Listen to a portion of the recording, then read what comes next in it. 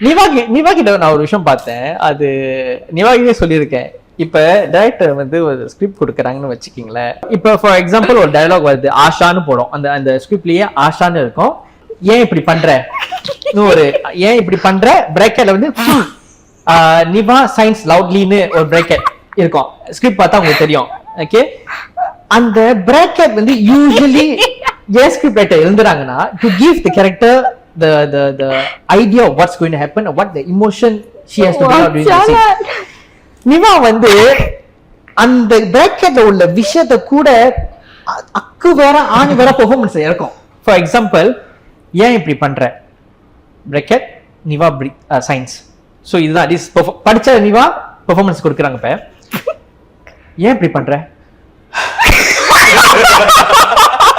அது வரும், அது வந்தே ஆகணும். ஏன்னா அந்த மாதிரி பண்ணலனா ஸ்கிரிப்ட் ரைட்டர் கோச்சுப்பாங்க, டைரக்டர் ரைட்டர் கோச்சுப்பாங்க.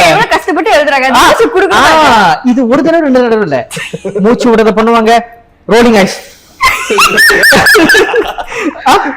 போட்டு ஆஷா சீம்ஸ் அன்பாதர்ட்.